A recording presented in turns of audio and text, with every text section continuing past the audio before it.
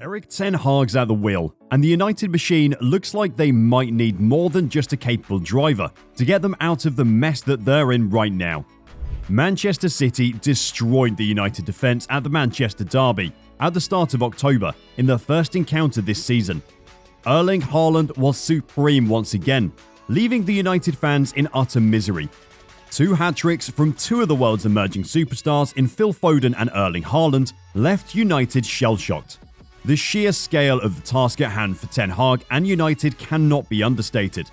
However, there's an additional caveat that needs to be added to this discussion.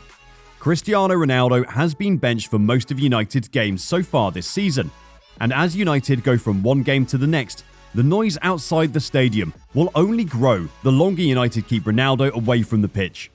He looked visibly affected and angry when he wasn't brought on to help United rescue the game after they'd been 4-0 down at the break. A picture can say 1,000 words, and Ronaldo's face suggested he might have wanted to say a lot more than that after being benched for consecutive games. Hi guys, and welcome to Football Talk, where we bring you only the best news and updates from Europe's top 5 leagues. Recently, it looks more like we've only been focusing on the Premier League, but are we wrong for that? There's just so much happening since Haaland joined, there's never a dull moment. In just 10 appearances so far this season, the man has scored 17 goals, and it's just October. Anyway, this video isn't about Haaland, it's about a certain player Haaland looks up to. A true legend of the game. The extraordinary, the pinnacle of athleticism. The player who can carry the world on his shoulders and still deliver every time. Cristiano Ronaldo. Cristiano Ronaldo needs no introduction, but since some of our viewers might be new to the game, or maybe they've forgotten just how devastating Ronaldo has been as a footballer throughout his career, I think it's best we acknowledge the player at least. Ronaldo is a beast of a footballer.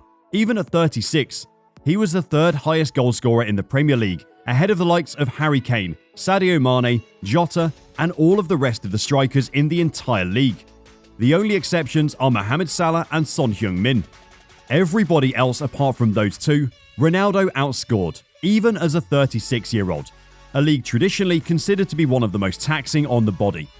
He also managed an impressive 6 goals in the Champions League, almost single-handedly willing them to the Champions League knockout stages.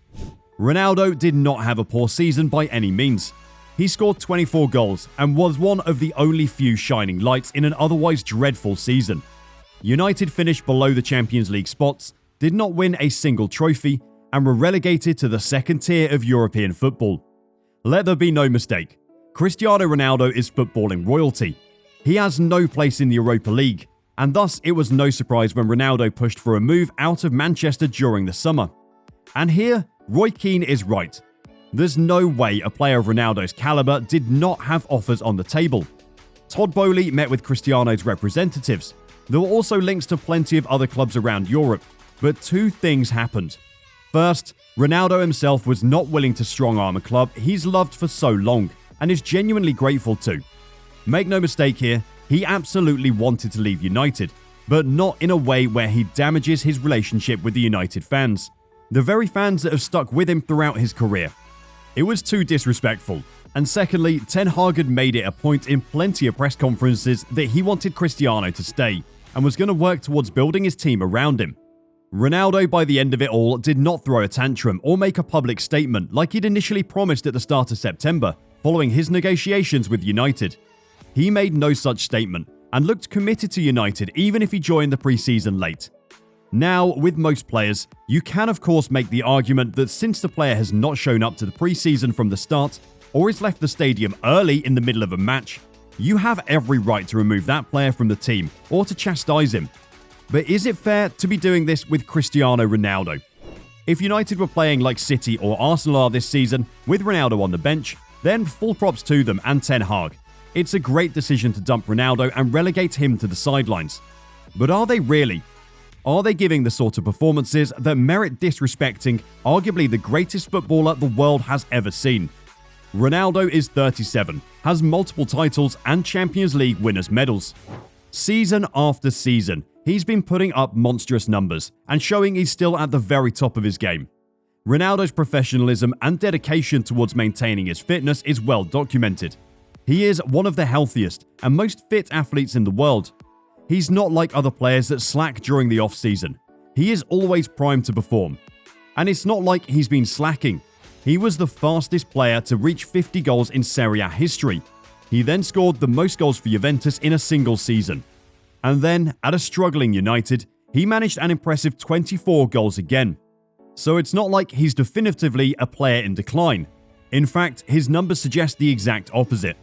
He might not be the swashbuckling, step-over master that he was in years past, but he can do one thing, and that's scoring goals. It's extraordinary that there have been suggestions that he just doesn't fit the system anymore. He's not a runner, and United need a runner. All those claims are rubbish. There are plenty of teams that play around the world without the most mobile forwards, and Ronaldo is not slow by any stretch of the imagination. He's still pretty fast and can score. It's strange how he's being disrespected now, being called too old to play in the Premier League, being labelled somebody whose position in the team only causes his teammates to do worse. If AC Milan can win the Serie A with Giroud and Zlatan Ibrahimovic as their strikers, then United with Cristiano Ronaldo can work. You must understand that tactics can be set up in a manner where they favour a target forward. Not all teams have to press aggressively and play with 11 runners like City do. This obsession with following the leading tacticians of an era rather than creating your own unique playing styles will lead to the death of football. United right now possesses one of the world's most lethal forwards. Ronaldo may not track back or run around the entire match, but you could have just one player to shoot it, you would want it to be Ronaldo. If United set up tactically in a manner where 9 players run their socks off and Ronaldo stays up front to poach on every chance the team creates, would they fare better? You could point to reel after reel of Rashford missing chances, Martial missing them, Bruno Fernandes shooting speculatively from outside the box. Chances that Ronaldo would be burying. Right now, by relegating Ronaldo to the substitute bench and the Europa League, United and Ten Hag are actively preventing him from getting into any sort of rhythm. And if United didn't need him, like they're showing us right now, why even keep Ronaldo? He's still one of the biggest names in football, and he's being asked to warm the bench and wait behind Marcus Rashford, Antony, Martial, Elanga? Are any of these players even near Ronaldo? If a manager refuses to use Ronaldo, a guaranteed 20+ goals in the season, then is it fair to ask one of the greatest footballers in history to sit on the bench and watch players that are not even better than him week after week, in a World Cup year especially? It seems like he's only being kept to add an additional option in attack. He may be 37, but his name is Cristiano Ronaldo. He's nobody's plan B.